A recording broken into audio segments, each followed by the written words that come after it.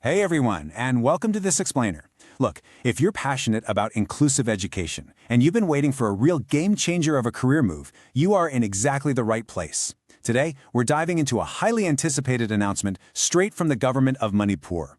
We're going to carefully walk through this massive new opportunity in the education sector, breaking down all the crucial details so you know exactly what your next step should be. So, let's get right into it. 80. Take a second to let that number sink in. We aren't talking about a temporary gig or some guest lecturer spot here.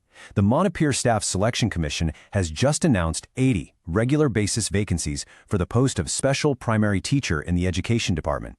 I mean, that's 80 real chances to secure a stable, fulfilling government career, all while making a massive difference in the lives of kids who need specialized support.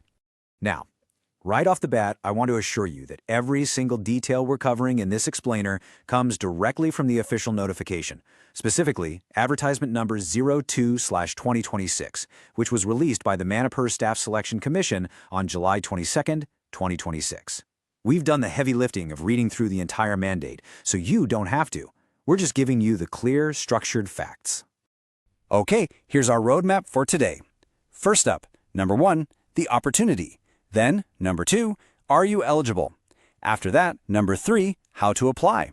And finally, number 4, the examination structure. So let's kick things off with Section 1, the opportunity, breaking down the vacancies. All right, so how exactly are these 80 posts split up? Well, 42 of those seats are unreserved. For the reserved categories, we're looking at 24 seats for scheduled tribes, 1 for scheduled castes, 10 for OBC Mite, and 3 for OBC Mite Pengal. Now, within that, 3 spots are horizontally reserved for persons with benchmark disabilities, so that includes specific categories like blindness, deafness, and locomotor disabilities. Oh, and a quick but super important detail. This is a Group C non-gazetted post on a Level 6 pay scale. So, take a look, find your category, and let's see if you qualify to claim one of those spots. Moving right along to Section 2, are you eligible? General and educational criteria.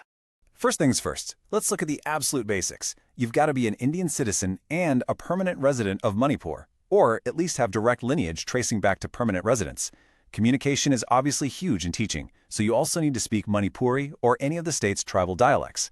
As for age, as of July 22, 2026, you need to be between 18 and 38 years old. But hey, if you're slightly over the cap, don't stress just yet. There are age relaxations. SC and ST candidates get a 5-year bump, and OBC candidates get 3 years.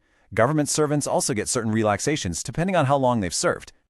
Now, I know educational requirements can sometimes read like a confusing legal document, but the Commission basically gives us 2 main pathways here. Path 1 means you've got your 12 standard pass with at least 50% marks. Plus, and this is key, a diploma in education specifically in special education from an RCI-approved institute. You also absolutely need a valid RCI CRR number. Path 2 is a little different. If you have your 12 standard with 45% marks under NCTE regulations, you need a diploma in elementary education, along with a recognized RCI qualification that's equivalent to the DED in special education. And yep, you still need that valid RCI CRR number. The notification also flags a mandatory 6-month training in cross-disability areas. You either need to have it already or agree to take it once the RCI develops and runs it. But, and this is a massive but, whichever educational path you just took, there is one absolute non-negotiable requirement that ties the whole shebang together. You must have passed the Teacher Eligibility Test 1, or TET 1, conducted by either the state government or an NCTE-approved agency. If you haven't cleared your TET 1, unfortunately, you won't be able to move forward with this particular recruitment. All right, let's get into the logistics in Section 3. How to apply, deadlines and steps. Okay, pause. Seriously, pay very close attention here, because this is the biggest hurdle that catches people totally off guard. Look, you cannot just hop onto the website and apply out of nowhere. No way. The official notification explicitly states that only candidates sponsored by their concerned employment exchange in Manipur can actually submit applications online. Your registration on the portal literally has to match your employment exchange sponsorship credentials. So if your exchange registration is out of date, make that your absolute first priority today. Once you've got that sponsorship locked down, you're going to want to circle these dates in bright red ink. The online application link on the Commission's website goes live on July 31st, 2026 at exactly 5 p.m. You then have a 3-week window to get everything submitted, because that portal shuts down completely on August 20th, 2026 at 5 p.m. sharp. Please, whatever you do, don't wait until August 19th. And just to be clear, they are not accepting offline applications, so don't even try mailing physical forms to the office. It just won't work.